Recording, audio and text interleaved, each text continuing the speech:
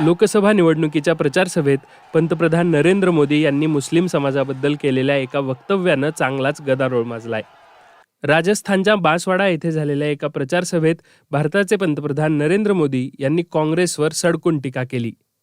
या सभेत बोलताना मोदी असं म्हणाले की काँग्रेसला देशातल्या माता भगिनींचं सोनं घेऊन ते घुसखोरांमध्ये वाटण्याची इच्छा आहे. पंतप्रधान नरेंद्र मोदी यांनी त्यांच्या भाषणात मुस्लिमांबद्दलही भाष्य केलं. नरेंद्र मोदी नेमकं काय म्हणाले ते आधी पाहूयात. क्या आपकी संपत्ति को, आपने मेहनत करके कमाई हुई संपत्ति को सरकार को ऐंठने का अधिकार है क्या? क्या उस संपत्ति को मेरी माता और बहनों की जिंदगी में सोना वो सिर्फ शो करने के लिए नहीं होता है, उसके स्वाभिमान से जुड़ा हुआ है. उसका मंगलसूत्र वो एक सोने का कीमत का मुद्दा नहीं है, उसके जीवन के सपनों से जुड़ा हुआ है. तुम उसे छीनने की बात कर रहे हो अपने मैनिफेस्टो में. गोल्ड ले लेंगे, सबको वितरित कर देंगे. और पहले जब उनकी सरकार थी उन्होंने कहा था कि देश की संपत्ति पर पहला अधिकार मुसलमानों का है. इसका मतलब ये संपत्ति इकट्ठी करके किसको बांटेंगे? जिनके ज्यादा बच्चे हैं उनको बांटेंगे. घुसपैठियों को बांटेंगे. क्या आपकी मेहनत की कमाई का पैसा घुसपैठियों को दिया जाएगा? आपको मंजूर है ये कांग्रेस का मैनिफेस्टो कह रहा है कि वो माताओं बहनों का सोने का हिसाब करेंगे, उसकी जड़ती करेंगे, जानकारी लेंगे और फिर उस संपत्ति को बांट देंगे.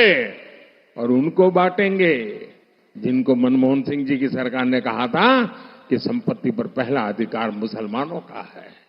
मोदींनी या भाषणात मनमोहन सिंग यांच्या 2006च्या भाषणाचा संदर्भ दिलाय. भारताचे तत्कालीन पंतप्रधान मनमोहन सिंग यांनी 2006 साली राष्ट्रीय विकास परिषदेच्या बैठकीत एक भाषण केलं होतं.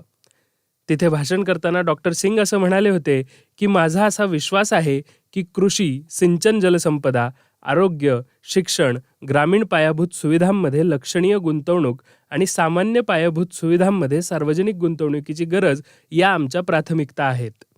यासोबतच अनुसूचित जाती जमाती आणि मागासवर्गाच्या प्रगतीसाठी विविध कार्यक्रम राबवणे आणि देशातील अल्पसंख्याक समुदाय, महिला आणि लहान मुलांसाठी विकासाचे कार्यक्रम राबवणे यावर आम्ही काम करणार आहोत. डॉक्टर सिंग पुढे असं म्हणाले होते की अनुसूचित जाती जमातींचे पुनरुज्जीवन करण्याची गरज आहे. आपण नवीन योजना आणल्या पाहिजेत आणि अल्पसंख्याक आणि विशेषतः मुस्लिमांची प्रगती आणि त्यांना विकासाचे फायदे मिळावेत यासाठी प्रयत्न केले पाहिजेत. या सगळ्या वर्गांचा देशातील संसाधनांवर पहिला दावा असायला हवा. केंद्र सरकारवर अशा बऱ्याच जबाबदाऱ्या आहेत, त्यामुळे संसाधनांच्या उपलब्धतेबाबत निर्णय घेत असताना प्रत्येक घटकाची गरज समजून घेऊन त्यांना समाविष्ट करून घेतलं पाहिजे.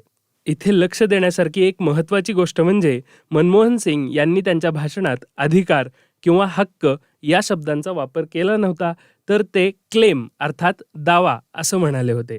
दरम्यान मोदींच्या या वक्तव्यानंतर काँग्रेसने तीव्र नाराजी व्यक्त करत त्यांच्यावर टीका केली आहे. ये पूरे 10 साल इन्होंने हिंदू मुसलमान करके खत्म कर दिए और अब फिर से चुनाव में आए हैं हिंदू मुसलमान लेकर. शर्म आनी चाहिए प्रधानमंत्री को. झूठ बोलने में भी शर्म आनी चाहिए और इस तरह से देश को बांटने में भी शर्म आनी चाहिए. और मैं फिर से चुनौती देता हूं, हमारा मैनिफेस्टो, प्रधानमंत्री जी आपको धन्यवाद.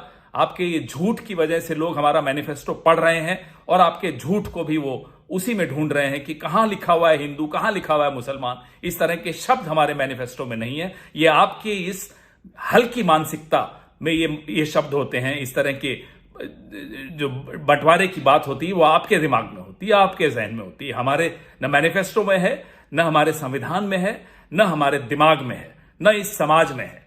सिर्फ और सिर्फ आपकी हल्की मानसिकता में है और कहीं नहीं है.